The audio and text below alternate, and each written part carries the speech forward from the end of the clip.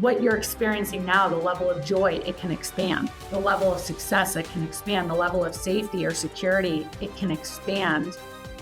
You just don't know what you don't know yet. Welcome to the Becoming Irreplaceable Podcast. This is the place where we teach you how to build an enduring sales and business career that supports your ideal life. Each week, we sit down with high-performing sales professionals, entrepreneurs, and experts who have built wildly successful businesses and have great personal lives. If you want to learn how to win top-shelf clients, how to lead and manage small but effective teams, and how to design a business that allows you to live life on your terms, then you are in the right place. I'm your host, John Israel, author, coach, and keynote speaker, also known as Mr. Thank You. I'm so glad you're here. Let's dive into the show. Hello and welcome back to the podcast. I'm so excited for you to meet the one and only Shayla Gifford. And Shayla has been a dear friend of mine and really kind of came across initially as a client. She's a big name in the industry that I spend a lot of time in, and a lot of people know and love and trust her. And over the years, we've just been able to build a friendship, and she's been an inspiration to me. She's someone I look up to. And I think she has a life that so many sales professionals, business professionals can relate to. And which is why I wanted her here on the show, because she's doing huge things with her business, huge things with her brand. And I think that y'all need to know Shayla Gifford. So Shayla, welcome to the show. Thank you. Happy to be here, John. So for people who don't know who you are, kind of give a three-dimensional view of who you are, right? There's this personal side, professional side. So kind of talk about the businesses that you run and lead. And then I want to start diving into your story, like where it all began. Awesome. Well, I'm about to be 45 years old. I'm in Reno, Nevada. I've been married to Galen for 16 years. He is from Tahoe City, California, right up the hill. And he always says, he's the golden boy from, the Golden State. And I'm here, the Silver State girl. We've got two daughters, Jem and Gwen. They're 15 and 12 years old. So I've got a freshman in high school and a sixth grader in middle school. And we love our mini poodle, Bean Dog. I swear my husband adores Bean more than me most days. It's amazing. Since the earliest time that I can remember as an adult, I have been on a mission to be madly in love, to travel the world, and to make an impact. And those have been like my three drivers. I've got a ton of energy and a zest for life. And since the earliest age, I've been an achiever. My parents got divorced when I was about 11 years old, and both were entrepreneurs, worked extremely hard to bring our family to a place of stability, having grown up in kind of more impoverished homes and single parent homes, really. And so I learned in the home work ethic, and that we don't whine, we suck it up, we get after it, and we go to work. My parents really were incredible guides for us. They had high expectations for us, but they really kind of honed us in our unique abilities and really worked on our capability. So I gained a lot of confidence from being capable, from knowing I can work really, really, really, really, really hard at something and outwork somebody and get it. And also I just was the only girl in my household when I was younger, and I didn't really naturally feel seen or acknowledged or even kind of wanted. I almost perceived myself as being a disappointment in my family just for being a girl. And so that came to my advantage. It's a sad story. It hurt my heart, and I've done a lot of work on that now. But I think I learned at an early age to compete and to be the underdog and to fight for what I wanted. And I just decided that I was going to be extraordinary through my achievements in order to be chosen, or in order to stand out. And so while that later turned into, exhaustion and being a workaholic and things like that we could touch on, it helped me early on. I got straight A's. I was a gymnast. I did well in volleyball. I went after things. But I'm also grateful that my parents were entrepreneurs and for the most part, trusted me and my decision-making, because I dropped out of college. And when I went to college, I was kind of expecting like this grand place where people were like ready to take on the world and do big things. And, I, what I found was a lot of people kind of delaying their life and going to a cake That's not party every exactly day. not the most common college experience to find a bunch of driven, excited young people, right? And, I could have gone to USC or Santa Clara, Berkeley, or these other schools that I got into, but I also wanted a big sports and I wanted sunshine. So I went to U of A, and, I've just always been itching to like get going and go build a big life and like see what I'm really capable of. And so after 1 year of college, I dropped out, and I got into network marketing and direct sales, which is where you and I have so much. We have a lot of overlap there back in the direct sales world early on. Yeah. Yeah. And so I've been going to a sales conference every month since I was 19 years old, or from 19 to 23. I learned how to speak because I was standing in front of a room and pitching my direct sales business. And I learned how to cold call because we cold called right out of the white pages to get people to show up for our presentations. So I get in the mortgage business when I'm 23, and I never really had a coach or a mentor or a manager. I kind of just fell in with a group of guys back in my hometown that I'd gone to elementary school with. And I loved it from start one. I mean, I combined the high pressure urgency nature of like a sales competitive person, but it also combined the nerdiness of guidelines and solving a problem. And I love math. I like calculus. I like stats. You give me a calculator, I get turned on. So it was like, and then it was emotional, and it required a lot of emotional intelligence and influence, helping people get from where they are and be stuck and scared and not want to look at their finances to where they want to go. And so I loved it right from the very start. And after like, I don't know, 5 or 6 years, and I'm working 10, 12 hours a day, 14 hours a day, I'm kind of hiding my work behavior because I'm newly married. And I'm like, I don't want my husband to know really how big of a dork I am and how much of a workaholic I am. I started making big Where did shifts. you meet Galen? How did you and Galen meet, by the way? So we met like within a month of me moving home at 23. We met at a bar in Tahoe City. It was a mutual friend's birthday party. Galen has got this crazy charisma. You know Galen. My buddies used to say girls would just bounce off of Galen at the bar and they would try to catch his leftovers. So when I met him, I was like, oh, this guy's a little too smooth, a little too charismatic. So we didn't date right off. Sounds like the perfect guy for you, by the way. It totally does. Thank you. He's perfect for me because he's fun. And he gets his confidence from being lovable. He is so open-hearted and secure in himself, and can do joy and can do relaxation. And for me, I'm on the opposite end, which is I get my confidence in my capability. So I will earn your love through my performance and through my productivity. And he's like, you're just going to love me because you love me. So anyway, we didn't start dating until I was 26. He was still kind of living in SoCal, and I was up here and doing the thing. So we got married at 28. So yeah, I guess I was like 5 years in the business by the time we got married. And it was after we got married and after the second company I was with imploded and after my heart was broken and I was really jaded about the mortgage business and the people in it that I started seeking another way. And that's when I got coaching. And then my whole life in business took off. And so I started Guild Mortgage in 2009, just 4 months after we got married. And it was just me. And great time to be in the industry, by the way. Yeah. All these companies were imploding and falling apart. And Guild was over 50 years in business. Yeah.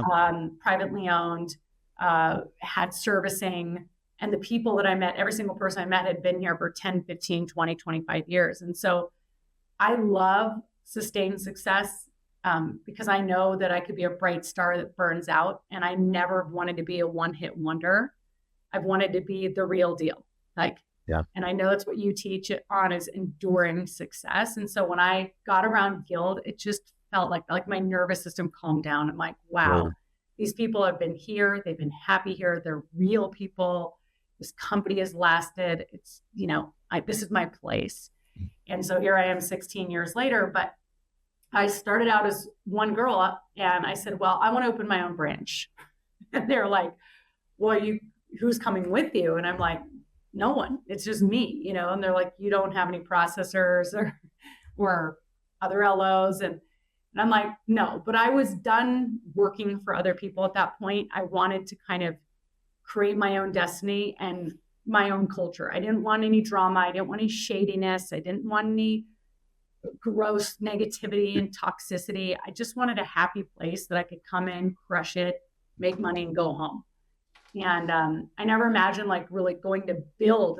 I never had this vision to build a branch or build a district or build a movement or build a brand. That was never it. It was like, do good and do well and go home kind of thing. So, but anyway, after 8 years, I grew the branch to about 150 employees, from my production being about 20 million when I started to we did $1 billion as a group by the end of 8 years. And my personal production grew from 20 to 40 to 80 to 90 to 100 once I got coached.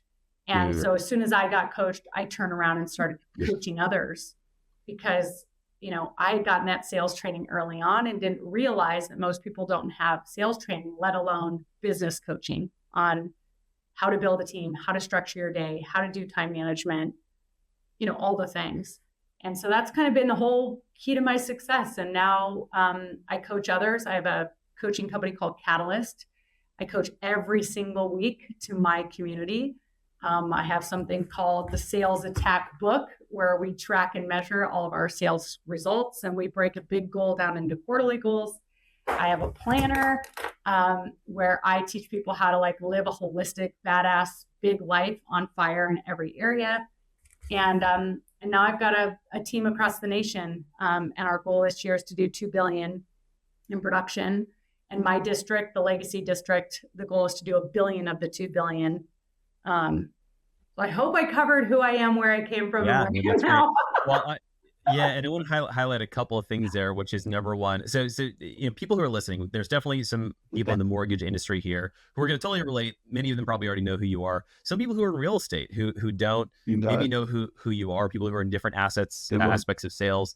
And here's something that I want you to grasp. And because I have a client, by the way, she's the number one rep for Cutco in the country, all over. She's in Canada, but she's the number one rep in the company. And I coach her on some things, and she gets really nervous about all these people I'm trying to approach, and she's still there's this sales part, and I'm like, girlfriend, if someone had a chance to talk to the number one bakery owner in the country, are you kidding? I would be all ears, because there's just so much wisdom. So I really want people to tune in here, because whether you're in mortgage or not, we're going to get into some really, really good stuff here. And I want to hit on something that you brought up that I don't normally get to talk about, but I think you and me can relate on this level. So early in sales, right? I don't think I grasped this until I started getting deep into personal development, right? But I have a similar story of getting into sales early on. And I remember, by the way, my degree is kinesiology. I was going to be a physical therapist or a chiropractor. I am so far removed from what I wanted to do.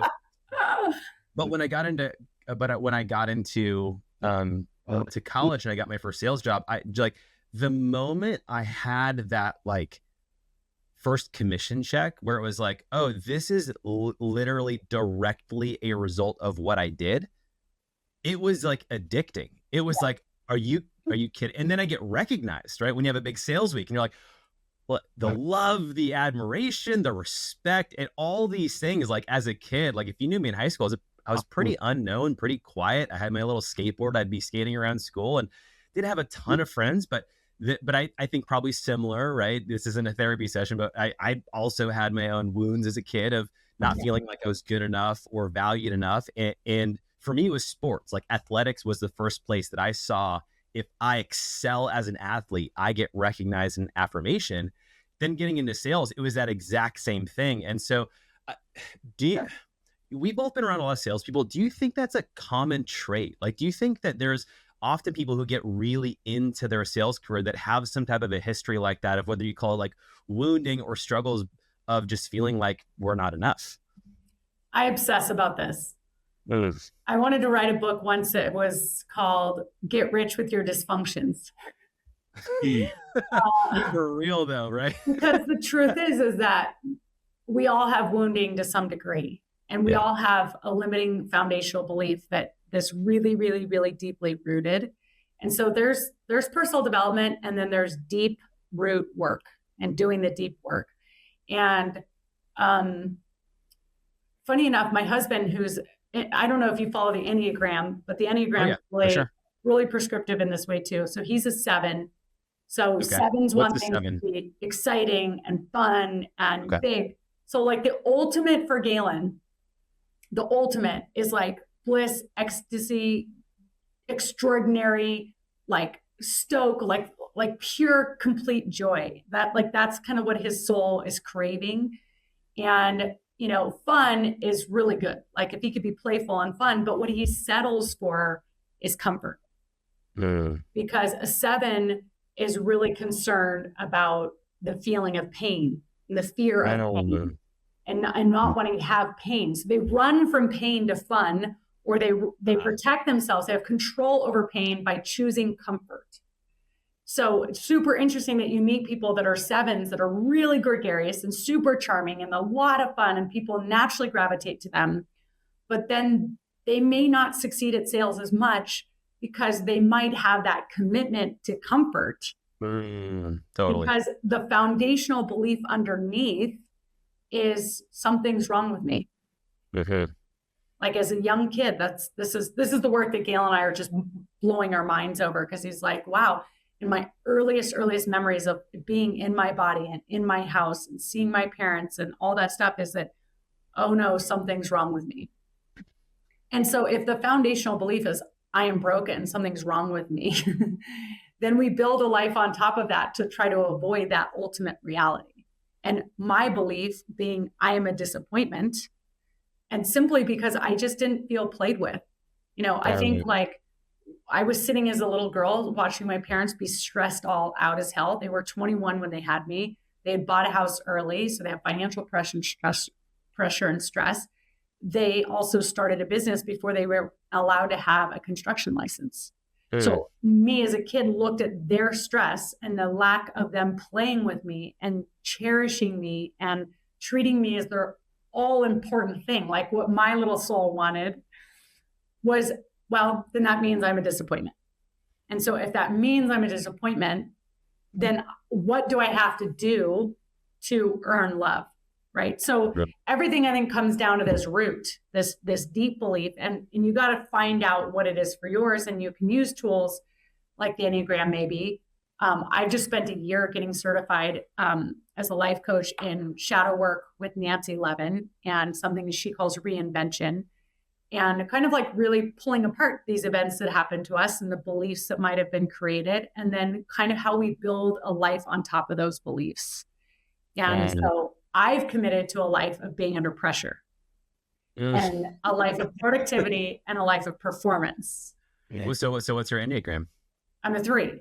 So you gotta be a 3, right? Of course. I'm an achiever. Failure is not a freaking option.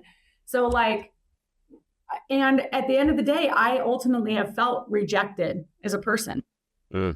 So getting into sales and experiencing rejection, like, no, I can't come to coffee. No, I don't want to work with you. No, I don't show up, is kind of minor compared to my life experience of ultimately feeling rejected. So sales to me has been a fit because I can control my effort. And I've been trained to be competitive and scrappy and relentless, because it's like been literally my survival strategy in life. And because I wanted to be wanted, that's what my soul wants. Whereas Galen wants like pure bliss. I've just wanted to be wanted. Like that's really what I came here to want, which is why like intimacy would be like the ultimate. If I have a real intimacy with somebody, it means we have something real, like that we really gone there.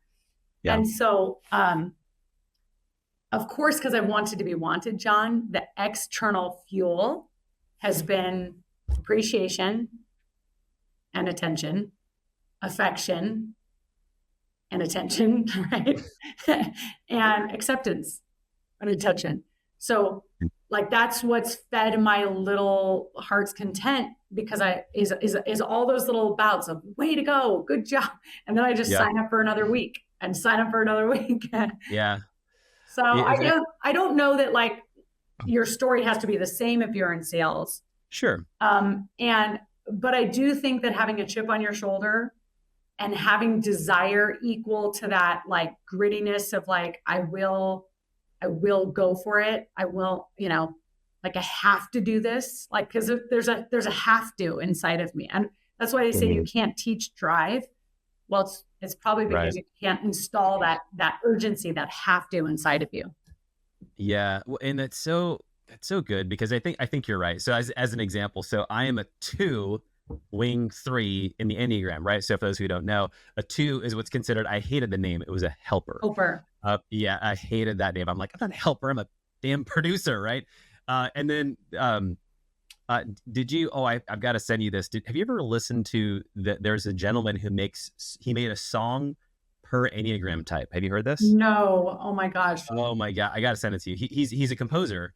And so he went through this deep dive. He has a whole podcast on this where he to the degree of he chose the instrument that would be most relevant to that person. Unbelievable. And my coach I had at the time was like digging deep in this with me. And so he's like, I just want you to listen to this. And it was this guy singing this song about being a 2 and sacrificing everything.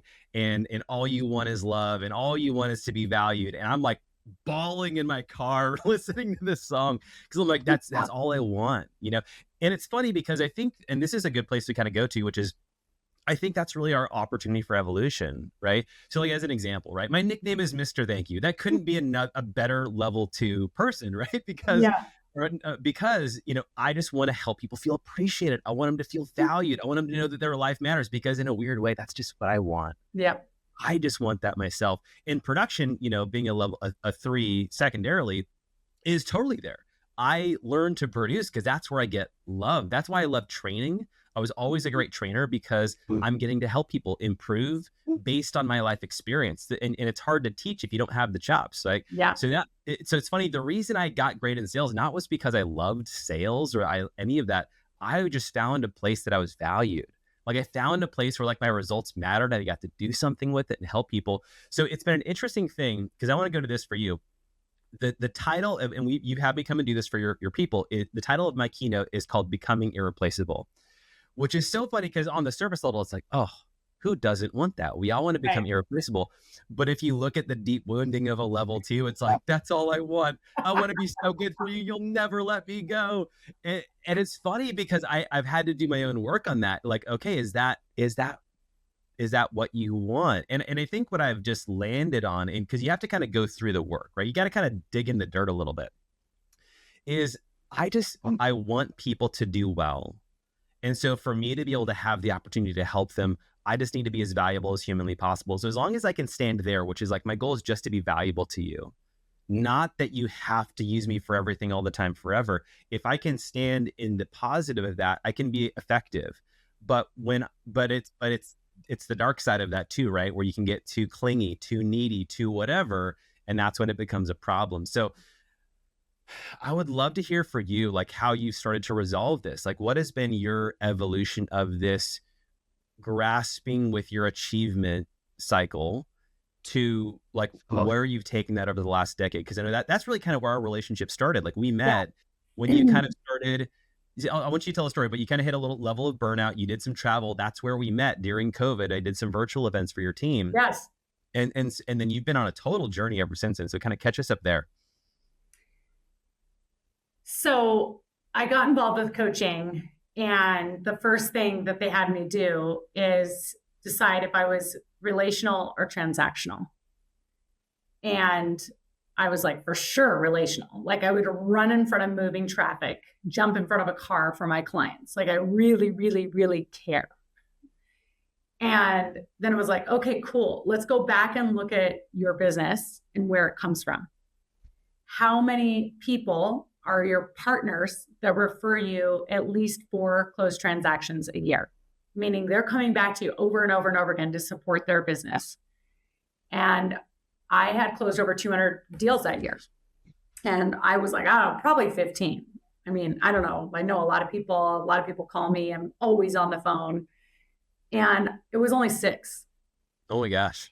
And so what that meant was I was completely transactional, which meant every day I was waking up and going, where's my next deal? Where's my next deal? Where's my next deal? Where's my next deal? I was riding the roller coaster of 1 month closing 18, the next month closing 2.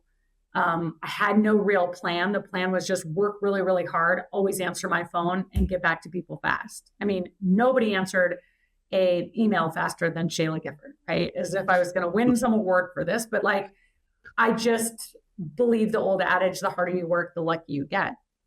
But I was ultimately living in fear of losing any one lead or any one deal because I don't know, I didn't really trust in the relationship, the referral source, the market. Of course, I was living in a really uncertain economic time and the market was scary. But there was just no trust. There was just work as hard as you can, freaked out, don't get found out. Because certainly if people realize you have no college degree, you're a blonde chick, you're in your 20s, and you don't know everything yet or something, like it's all going to fall apart tomorrow. And so that was the kind of the way my nervous system was rolling. And so the first wake up call was, that company that I worked with, I was a flag star, I was number 1 in the company. And then they closed our branch down. And we had only been married for 1 month. I didn't even book a honeymoon because I didn't know how I was going to take any time away from my desk. It was Tahoe. We were happy in Tahoe. And we also did go to Burning Man for a week. So that actually became my official honeymoon, was Burning Man, funny enough. But when that happened, I really had to gut check myself and say, okay, if I keep working the way I'm working, am I going to stay married? Or am I going to have the faith that my parents had? And do I want my whole life to really be about work and money? Is that what it's about? Because like, if I look back from my parents, and that generation, man, their parents were in the war, right? Like their childhood was about survival, like just keep these kids alive and make it. So their adulthood was about put us on the map. And it was all about success, achievement, and money, because they came from such instability that's their thing. Well, now I'm the benefactor of that. Do I want my life to be all about that? And so I felt like at this point that I was a pawn in somebody else's game, that I had sacrificed so much to be successful, to be number 1. And in minutes, I could just get scratched off the spreadsheet. Like, here's a girl with 31 loans in her pipeline, and you can just close off my email at 2:00. Like, it was really a wake-up call to my whole relationship with this. And I like money because it gives me security, and I've always just wanted to feel safe. But I don't want my ego to be attached to that. Like, I still drive, my car is 9 years old. I wear no watch. I just like that kind of the fancy side of it was not what it was about for me. So that was wake up call number 1. Then wake up call number 2 came at 34 when I hit the number, because the second coaching exercise was, okay, when's your freedom point? Like, if we go to work to build wealth and make money, how much money do you need so that you could technically live off your assets? And to me, that was a really exciting concept, because I know how much of a worker I am and how hyper focused I can be, that it scares me about me. And so I was like, well, if I can just get this out of the way as fast as possible, then I can be more relaxed. Then I can be more playful. Then I can chill out a little bit and like enjoy life. But until then, I will grind. I will work harder than anyone else. And that was my strategy. And so I hit that number when I was 34. I started getting coached at 28, 29. And in 5 years, I'd done it. And then I was like, okay, so now what's supposed to shift? Well, nothing was shifting, because it's all these thoughts and patterns and behaviors, mostly that are unconscious. And there's so much momentum in this way that it was hard for me to switch. So, coaching has really helped me become more of a leader, trust people, delegate, have a vision for my business. But sometimes I've had to do radical things, so then 4 years later at 38, when I burnt out, that's when we had hit the billion, right? We'd been on an 8 or 9 year run. I pulled the ripcord. I had a coach had me do an offsite exercise to really get into my heart, figure out what I truly, truly wanted, what would bring me joy. If I wasn't feeling obligated or pleasing people or holding everything together or carrying it on my back, what would I do? And I said, I always wanted to live abroad. And so that's when we moved to Spain. And of course, I kept working. I figured out how to do it all. But that was the next thing. And then I came back from Spain, and the last 2 or 3 years have really been about, okay, it's like putting the alcoholic back in the bar. Because when I was in Spain, the time zone helped me rein it in. It's like I was 9 hours away from my time zone. So when I wake up in the morning, everyone's sleeping all day long. Everyone in the United States is sleeping. So I didn't wake up with that neurosis of I've got to perform, I got to produce, I got to go. I was able to float through my day really slowly. I was able to take care of myself for the first time in a long time. I was able to sleep. Even though I went to bed at 1:30 in the morning, I would sleep into 10 or 10:30. I was able to work out. I was able to hang with Galen. So that was like an artificial sense of balance because the time zone did that for me. So when I came back and I'm like, okay, I'm back in the United States. I'm in a culture that is very much about external validation and external achievements and feeling like you need to produce and compete and fight for resources, and who you are is directly tied to your volume and what you're currently producing. And I wanted to shed that side of myself, but yet still bring all the gifts and wisdom that I had to the table, because I think that's a fulfilling life, is when I can tap into my, just like you said, my experience and all the things that I know and help other people succeed. And I had a team still that I really, really loved. And the team had dropped from 1.6 billion down to 460 million. We dropped 75%. So then it was like, I've got to reinvent myself. If I'm going to do this, I have to, it's not for the money. It's not for the titles and the accolades and all that. I've done those things. So I had to find a new fuel source. I had to find a new mission. I had to find a new story. And then, once you have your story together, I could, I'm pretty good at moderating my vibe. I can get high energy but then I could align my strategy and get back at it again. So that's why I started doing really deep work, because I sensed, as much as I wanted to shift into being mission over money, living in generosity, truly going slow and connecting with people and not feeling this anxiousness or insecurity of I've got to do more, I've got to be more, I've got to go more. I was like, I have all the money I need. Why can't I freaking relax? Why can't I enjoy it? Why can't I just give to give and not feel bad that I don't know every metric and every number? And so that's where this deep layer came through, where I've now shifted, and I love what I'm doing now more than I ever have. I feel very purpose driven, and everything that I'm doing has high impact. And I'm only working 3 days a week in the office now. I'm going to spend 5 weeks this summer in Europe.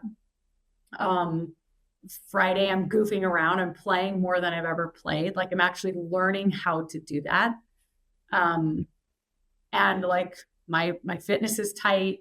My relationship with my kids, the shame and guilt that I felt for those years of just hyper focus, and my kids getting out of sorts, and whatever struggles that we had, I'm releasing those stories now. So I hope that I kind of highlighted the key points where I got slapped in the face and then did some work. I can go deeper, but you're helping me really see where it all happened. So thank you.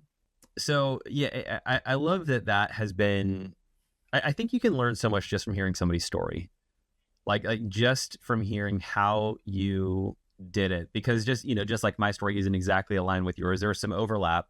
I think that a lot of people who get into business, they might get into it because they love sales, or they might get into it because they have something bigger that they want for themselves. But regardless, it's a hard business to keep doing for an extended period of time, because we're evolving people. We learn new things, we achieve, we have to relearn something new and then kind of reinvent ourselves. And it's really cool to see, because some people, by the way, the answer is like, well, I just need to quit and like move to the jungle for a little bit, Yes. and then just like disconnect from everything. And I think there's maybe value in getting fully, untethered there, but I think there's just something so much more powerful when you can integrate it all together. Like it doesn't need, can you, because I want to ask you a question, because there's a fear, I think, for a lot of people, that maybe sometimes we get present to the fact that like, okay, yeah, I get it. Like I've got some wounding, but I also know that that's what drives me. Like that's what helps me get results. If I do this inner healing work and I start working on myself, am I going to become less of a producer? Like, am I going to lose that drive? Like, can you speak to that? Because I think that's like a real fear some of us actually have. Absolutely. And I've had that exact fear, coach a lot of people through this fear. The first thing I'll say is I've said so many times, I just need to quit. I just need to retire. Like, as if the work is the problem, right? As if it's the mortgage industry that's the problem. Yeah. And the best thing about being married to Galen is he's got this perspective that is always helpful. And he would be like, God, that's such an addict thing to say. And my ego will not let me admit to like being a true addict, like an out of control addict. But it very much is like I can pendulum from one side to the other side, all in or burnt out, or all in or burnt out. And so I just, for a lot of times, like my family life was really overwhelming. And there's a lot of seasons where it was really hard to be at home and with my children, with my husband, and just feeling like we are not clicking, things are not working. Is this ADHD? Is this anxiety? Is this depression? Is this anger? Like it just felt really unstable for a long time. And I had lost my confidence as a mother. And a lot of that was like, well, it's just because I'm just working too much. Galen and I have been through many parenting coaches and therapists, and he always just wanted to say, she just needs to work less, right? And I've known that it was like a deeper thing than just leaving work an hour earlier. Right. And I'm happy to say, like, we're through all that, and like we've got just the coolest bond. And I know my kids now and their idiosyncrasies, and I'm accepting of who they are and what they're into, because they're totally different than me, both of them. Completely. And so anyway, that whole thing felt really good, and that I believe I have these children to be my teachers. Like if I didn't have kids, I would have just been ripping this whole time doing what I'm doing. But kids really forced me to look at my own self. So like really look in the mirror and examine. And so it's been a beautiful thing. So that's the first thing about wanting to run to the jungle. I've been there many times. And Galen's comment is what's always kept me like, you just need to bring the pendulum more down to the middle, right? How does that look? Okay, the other question you asked was about if you do this inner work, if you heal some of these wounds, for example, or if you see what they are, or if you rewrite your story, or if you're driven by positive fuel versus dirty fuel, if you can truly live in abundance versus scarcity, will I lose my edge? More importantly for me, will I be unrelatable? Like if I really release this story about shame and guilt, and I'm truly proud of myself and love myself wholly and completely for the choices I've made, for the person that I am, for the experience that I've been through, will I be relatable? Or will people just think, oh, you're floating too high in the clouds and too much light? This is why there's a poem about we're more afraid to shine our brightest than anything else. So there's the unrelatability part and the fear of like, well, then I'll just be soft. I mean, I will just literally sit in the corner and I will be lazy and I will get nothing done. And then I'll definitely be rejected and alone because I'll just be a blob because I won't have that that angst and that anxiety. And this is why we get so connected. So here's what I've learned. No, that does not happen. The skills that and the muscle that I've built around being productive and bringing intensity and bringing fire and bringing a can-do, go-getter attitude and doing the hard thing. And like, it's there, right there. I can just snap my fingers and go, boop, I got you. Like, I know how to turn that on. In fact, it's almost always on. I'm just trying to kind of quiet it down a little bit, right? Trying to balance and bring up some other stuff. But the positive story is more about alignment. It's more about actually building a life that I truly want. It's more about saying, is this an alignment to my vision, to what I want, to where I want to go? Or is this me responding to my external environment, to comparing to somebody else, to competing to somebody else, to thinking what would impress other people? Is it externally driven, or is it actually coming from within? And that's the part that I coach on, is like really getting that internal voice to turn up the volume and to create the orientation back to ourselves. Because what's changed for me, John, is that I've really learned how to trust myself. And that's the opposite of insecurity. Insecurity is, I'm not enough. This isn't good enough. I've got to push harder. I've got to be more helpful. I've got to be more, all the things that we do, all of our isms, right? But true confidence, stability, flow, magnetism, influence, all comes from actually self-trust that I am enough. I know what to do. I'll have the answers. I can speak from my heart. I can let my shoulders relax. And that is an inexhaustible power as well. That is really positive. And you align true vision and alignment with your goals. Now you don't get stuck in distraction and comparativeness and competitiveness. You like start really playing your own game, and then it's limitless. Yeah. What's cool, as I'm kind of hearing you say that, like the analogy or the visual I'm thinking about, is it's sort of like being connected to like a 9-volt battery versus being connected to like a power plant. Right. Like just the level and the quality of the energy that you're going to get out of it is going to be drastically different. And I think you're right. It's like, it's almost like a toolbox that you now have access to that you can get there, but also you're not using a hammer for everything, right? You have like wisdom, you have the ability to pause and reflect and think, why am I doing this? And just being intentional about it. Right. I think that's a beautiful way to look at it. So, yeah, definitely would encourage, regardless of where you're at in your journey, personal development can be unique. Some people have done a lot of it. Some people haven't done much, but I can't imagine a sales career that lasts a long period of time where someone doesn't have a personal development habit. Like even if it's just listening to some audible books, listening to some podcasts, but not just about learning how to sell more or get more something, but learning about yourself, like learning about why are you the way you are. And it's not because you're terrible, bad, or broken, but it's because that's how you learn to become the best version of yourself, to be of the highest level of service to your team, to your clients, to your family, because that's what we all want at the end of the day, right? Is we want to be a better service to those that matter to us, because that's the life that we all want. Is a life that at the end of it, we're not going to go back and say, oh man, I wish that one month, I could have done 25 loans, but I only did 20. Right. Or I could have done this and I didn't, no, we're going to look at like, how's my family? Do they still love me?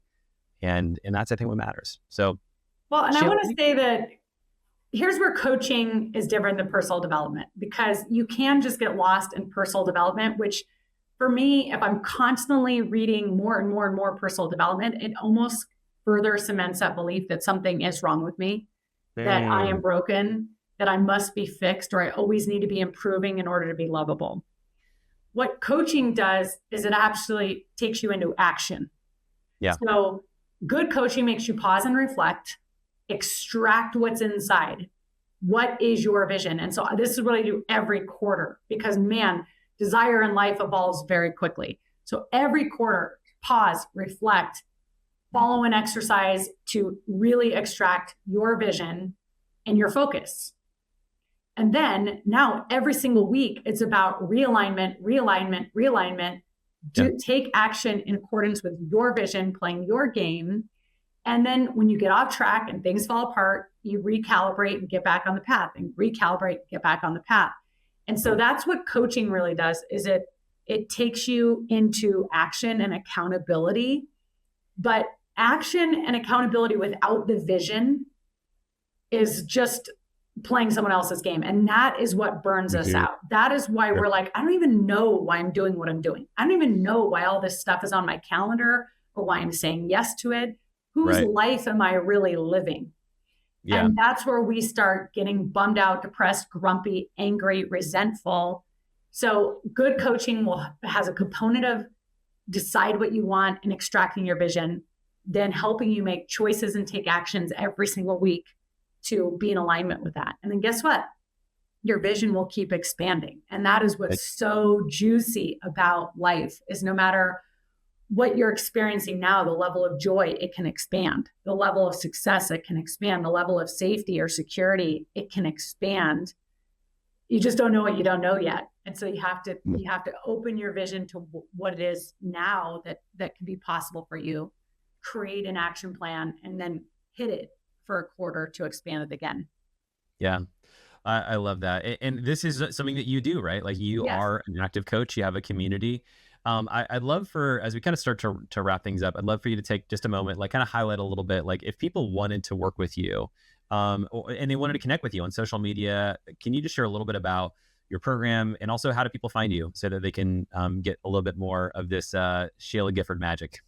Well, my website's the easiest place to get everything. I've got an assessment on there for your sales archetype, how to be a rainmaker, ShaylaGifford.com. I answer all of my DMs personally on @ShayGiff on Instagram. And you can learn about Catalyst on my website and fill out an interest form, talk to my sales girl. But, I just love to know where you're at, where you want to go. And I am obsessed with trying to help people figure out the blocks that get in their way so you can go over them, around them, blow them up, and keep expanding. Because I think expansion is what makes us feel alive. Absolutely. Absolutely. Well, Shayla, this has been a fantastic conversation, and a conversation we haven't been able to have yet, by the way, because oftentimes we're on a Zoom call together and, John's talking or Shayla's talking. So this has been just super insightful. And I think this is going to be really valuable for a lot of our listeners. And I would like to wrap by just saying, how grateful I am to you for, who you've been for me. And I've told you this before, but I'll tell it to you again in front of all the however many people are listening, which is, my speaking career, Mr. Thank You, the business, was truly launched by Shayla Gifford. And it kicked off because during COVID, I was invited to be on a Zoom call by one of her assistants, and I didn't know anything about anything. And I pop on and Shayla was there, and I didn't know her, but I knew her name.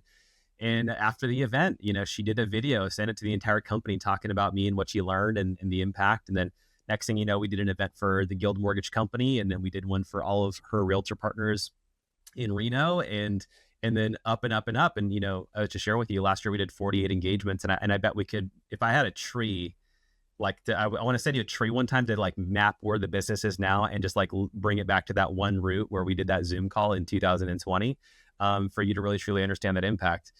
So I'm grateful for who you are for me, and I'm grateful to share some of your magic. Have you noticed that I've been drinking out of this mug that you got me, this beautiful story mug? I did. I didn't want to highlight it, but yeah, we did get her a pretty epic mug. Yeah. Dude, I promise that was not planned. And halfway through, I'm drinking this and I'm like, oh my gosh, this is the mug that John gave me. And I kept this in its box, this beautiful mahogany box with a video inside, and it's got all these drawings of my life and these statements that my family had said about me. It's just the most meaningful mug. But I kept it in its box literally for a year and a half or 2 years, John, on my sink in my bathroom. And then finally I was like, I think gifts are meant to be used and enjoyed. And I brought it to my office. And so literally almost every day, sometimes I'm in a Yeti because I brought my coffee with me already, but I am holding this mug and enjoying it. And so that's the impact a great gift that's so thoughtful has. Because this is seriously 3 or 4 years ago at this point. Yeah. Amazing. So thank you. Yeah. Shayla, this is too much fun. Well, we could keep talking all day, but we both have people to call and things to do. So let's wrap things up. And thanks for being here. Again, if you guys want to find Shayla, find her online at Shay Giff on social media and online at shaylagifford.com. Thanks for being with us today, Shayla. Thanks, John. Well, that's it for this episode of the Becoming Irreplaceable podcast. But here's some great news. If you can help us grow this show by leaving a review or commenting or sharing about this with a friend, that would mean the world to us. And it's going to allow other business professionals to get the insights and conversations they need to elevate their business. So like, comment, share this show, and I look forward to seeing you on the next episode of Becoming Irreplaceable.